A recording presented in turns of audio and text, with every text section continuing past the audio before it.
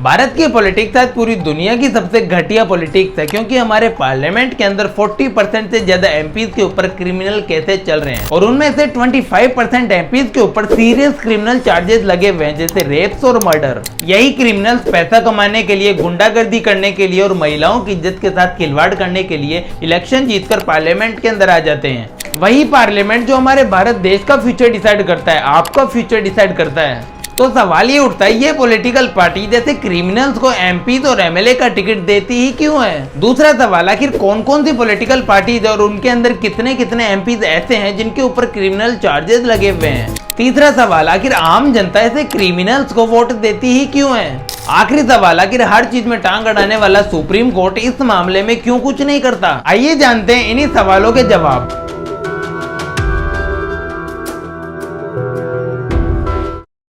भारत दुनिया का सबसे बड़ा लोकतांत्रिक देश है, लेकिन अब उसी के लोकतंत्र का अपराधीकरण यानी क्रिमिनलाइजेशन होता जा रहा है। आजादी के 10-20 सालों तक तो क्रिमिनल्स नेताओं के लिए काम करते थे और यही क्रिमिनल्स नेताओं को इलेक्शन जितवाते थे। लेकिन 1980s के बाद में क्रिमिनल्स की पॉलिटिक्स पे एंट्री होती है। उन्होंने सोचा होगा, क्यों हम किसी और नेता को इलेक्शन जितवा रहे हैं, इससे अच्छा तो हम खुद ही मेहनत करके पार्लियामेंट में क्यों नहीं चले जाते। Association for democratic reforms ADR ने क्रिमिनल्स पॉलिटिक्स पर रिसर्च की और पता चला कि 2004 के लोकसभा चुनाव के अंदर चुने गए एमपीज में 24% एमपीज के ऊपर क्रिमिनल चार्जेस लगे हुए हैं। 2004 के लोकसभा चुनाव के अंदर 30% एमपीज के ऊपर क्रिमिनल चार्जेस लगे हुए थे। 2014 में बढ़कर 34% हो गए और फिर 2019 में ये बढ़कर 43% हो गए। मतलब 2019 के इलेक्शन के अंदर 43% एमपीज ऐसे थे जिनके ऊपर क्रिमिनल चार्जेस लगे हुए थे। 43%, करीब आधे एमपी। अब सवाल ये उठता है, कौन कौन सी पॉलिटिकल पार्टीज के अंदर कितने कितने एमपीज हैं जो क्रिमिनल्स बैकग्राउंड से हैं। मैं पहले बता दूं, द वायर की इस रिपोर्ट के अंदर जो लिखा है वो मैं आपको बताऊंगा। मेरा किसी भी पॉलिटिकल पार्टी के साथ कोई प्रेम संबंध नहीं है, मैं बिल्कुल सच बताऊंगा जो लिखा है।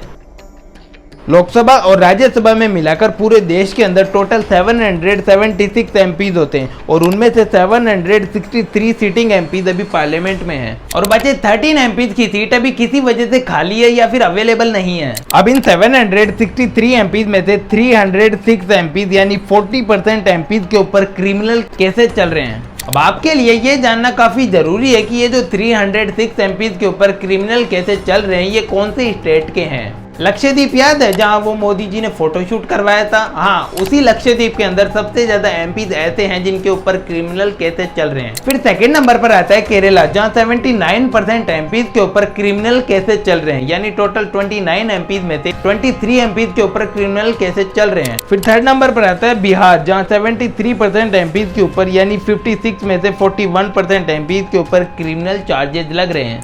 फिर उसके बाद आता है महाराष्ट्र, जहां 57% पर यानी 65 एमपीज में से 37 एमपीज के ऊपर क्रिमिनल चार्जेस लग रहे हैं। फिर आता है तेलंगाना, जहां 54% पर यानी 24 एमपीज में से 13 एमपीज के ऊपर क्रिमिनल चार्जेस लग रहे हैं। ये तो हो गया नॉर्मल क्रिमिनल केसेस का डाटा, लेकिन इन 306 एमपीज में से 194 एमपीज के ऊपर सीरियस क्रिमिनल चार्जेस लगे हुए हैं, जैसे kidnapping, attempt to murder, rape, crime against women आदि के आरोप लगे हुए हैं। इस मामले में भी लक्षद्वीप टॉप पर है, जहां 100% एमपीज के ऊपर सीरियस क्रिमिनल चार्जेस लगे हुए हैं। ऐसे ही बिहार में 50% एमपीज पर, तेलंगाना में 34% एमपीज पर, केरला में भी 34%, महाराष्ट्र में भी 34% और यूपी में भी 34% एमपीज के ऊपर सीरियस क्रिमिनल चार्जेस लगे हुए हैं। वैसे तो आपको इन क्रिमिनल्स के स्टेट की गवर्नमेंट को देखकर ये अंदाजा लग जाना चाहिए कि किस पार्टी के अंदर ज्यादा क्रिमिनल्स हैं। फिर भी आपको पार्टी वाइज बता देता हूँ कि किस पार्टी के अंदर ज्यादा एमपीज क्रिमिनल चार्जेस वाले हैं।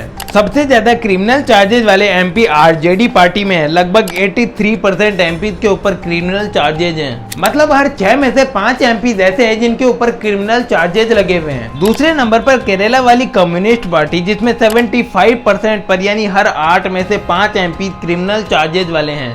तीसरे नंबर पर कांग्रेस, जिसमें 53% यानी उनके 81 एमपी में से 41 एमपी क्रिमिनल चार्जेस वाले हैं। फिर आती है YSCRP, जिसमें 43% एमपी क्रिमिनल चार्जेज वाले हैं। फिर आती है TMC, जिसमें 39% एमपी क्रिमिनल चार्जेज वाले हैं। फिर आती है एनसीपी जिसमें 38% एमपी क्रिमिनल चार्जेज वाले हैं। फिर आती है बीजेपी जिसमें 36% एमपी क्रिमिनल चार्जेज वाले हैं। लेकिन ये तो नॉर्मल क्रिमिनल चार्जेस वाले एमपीज का नंबर था। अगर अब देखें कि किस पार्टी के अंदर ज्यादा सीरियस क्रिमिनल चार्जेस वाले एमपी हैं, तो आरजेडी में 50% एमपीज, वाईएससीआरपी में 35% एमपीज, कांग्रेस में 32% एमपीज, एनसीपी में 25% एमपीज, सीपीआई में 25% एमपीज, एआईटीसी में 19% एमपीज, आप में 9% एमपीज ऐसे हैं जिनके ऊपर सीरियस क्रिमिनल चार्जेस लगे हुए हैं। अब मुझे पता है कि आप यहाँ बीजेपी का नाम ढूंढ रहे हो, लेकिन नहीं, सीरियस क्रिमिनल चार्जेस के मामले में बीजेपी का यहाँ नाम तक नहीं है। लास्ट रिकॉर्ड आम आदमी पार्टी का है 9% के साथ। अगर आपको यकीन नहीं हो रहा तो डिस्क्रिप्शन में मैंने लिंक डाल दिया है, आप जाकर खुद चेक कर सकते हो। लेकिन अब सवाल ही उठता है, इतने सीरियस क्रिमिनल चार्जेस होने के बावजूद ये पॉलिटिकल पार्टी जैसे लोगों को टिकट देती ही क्यों है? तो इसका काफी सिंपल जवाब है, वोट बैंक। पॉलिटिकल पार्टी जो है वो उसी कैंडिडेट को टिकट देंगी जो उनको ज्यादा से ज्यादा वोट दिला सकता है। और किस कैंडिडेट को ज्यादा वोट मिलते हैं? जिसके पास इलेक्शन लड़ने के लिए पैसा हो, समाज में अच्छा खासा पॉपुलर हो, या फिर वो उस समाज का गुंडा हो।